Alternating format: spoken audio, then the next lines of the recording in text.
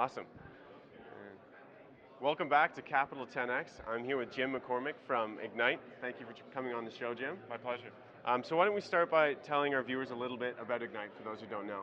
Sure. Well, Ignite is Dan Bilzerian's brand. He founded it in 2016, though it had been on his mind for much longer than that.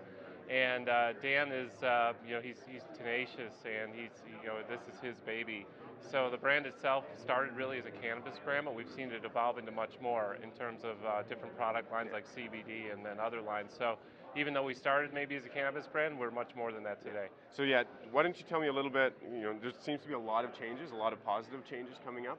Do you want to just elaborate a little bit more about that with the halting of the shares, trying to understand why that happened and sort of what's going to be coming down the pipeline? Right. Well, the thing with Ignite is, it's poised for growth, but as part of that growth plan, we're looking to firm up our CSE listing as well as raise some capital. Yeah. So as part of that, there's a reorganization plan going on, which will unite the two legal entities of Ignite, Canadian and US. Yep.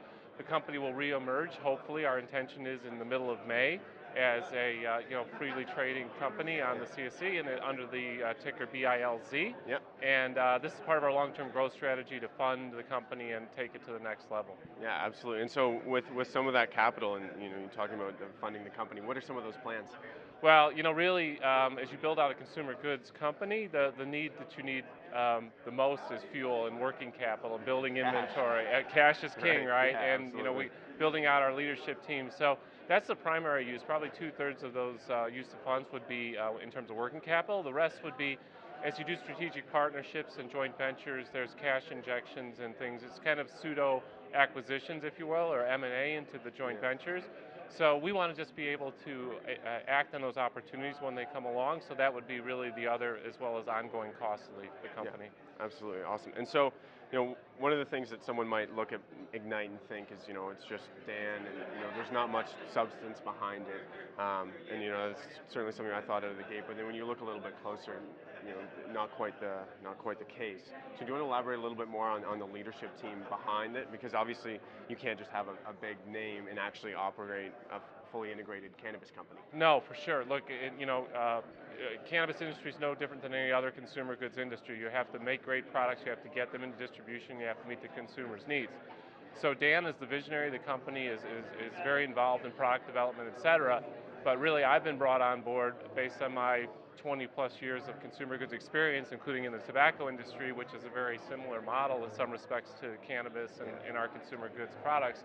So it's my team, and I've got people from P&G, I've got people from Win, I've got people from world-class talent to help build this out, people that have got decades of experience in distribution and building brands. So it's great to have the image of Ignite and Dan behind it, but at the end of the day, you have to do the hard yards and the blocking and tackling. Yeah, absolutely. And so, Dan obviously brings a lot of branding along with that, but and you talk a little bit about the challenges that come with branding in the cannabis market, a dark market. So what do you see as some of the steps you'll take to achieve the desired brand, but then also to make sure you don't overstep and with regulations in Canada a little tighter than the U.S.? For sure.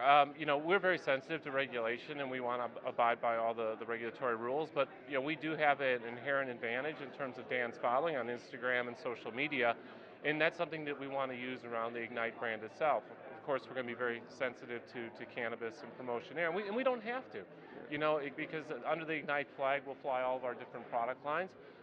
So we stay in tune with what's happening, what the regulatory boundaries are.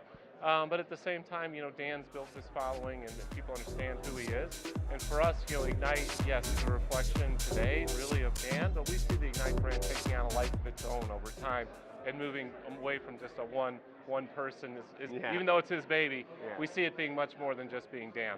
No, absolutely. Well, and that's excellent. And so, what you're talking vertically integrated, right? So, are you going to start the cultivation, or are you going to be making acquisitions? No. No.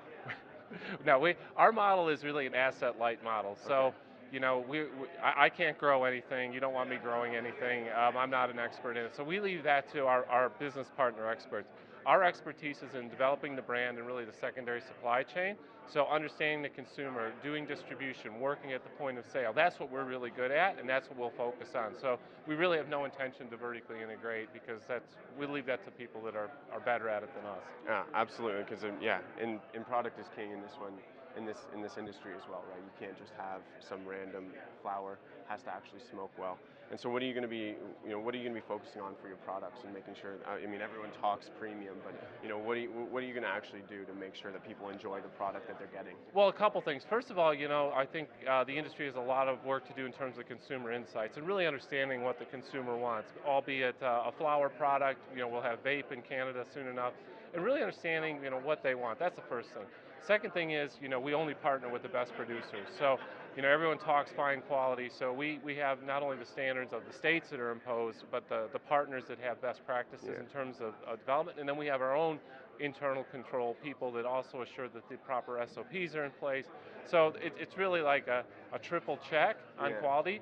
And look, we've had partners that started out great, and then as things develop, we couldn't really count on them. So you have to constantly evaluate to make sure that you've got the best partners and the best products. And so who are some of your partners for those products? Can you elaborate on that? I really don't want to get into the names, but what we're seeing is more and more of the white label packaging expertise. So, we have partnered with other MSOs, but they have their own agendas and their own priorities, and so we certainly understand that. So what we're seeing more and more is that people are saying, look, we aren't good at building brands, but we're really good at growing. We're really good at distribution. And so we're seeing opportunities to partner with those people, and that's really the direction that we're taking right now. Absolutely. And so just one last question. I know you had mentioned at the conversation you had yesterday on the panel with Dan, opportunities in the UK for partnerships. Could you elaborate a little bit on what those would look like? Sure. I mean, we see Ignite as a global opportunity, and so as the first step, we talked about Canada, and we're getting close to tying up with a Canadian partner, so we should be in the market here in a big way within the next, hopefully in the next 2 or 3 months. But we're also looking at the UK, and we're closing in on a deal with a distribution partner in the UK, which will give us a foothold in Western Europe. We're seeing, and this will be on a CBD platform. And the great thing about Ignite is that, again, as we've expanded, we see opportunities in not just, as we started in THC, but CBD as well as nicotine too, as we have access to a nicotine pod system. So, we have all this opportunity in front of us. We'll start in the UK. We're looking at opportunities in South America, and we'll continue to look at the global rollout. Oh, that's excellent. So if you have some spare time, we could use some help. So. Yeah, absolutely. Okay, great. Thank you very much, Jim. Appreciate my the time. pleasure. And it was great chatting with you. Thank you very much.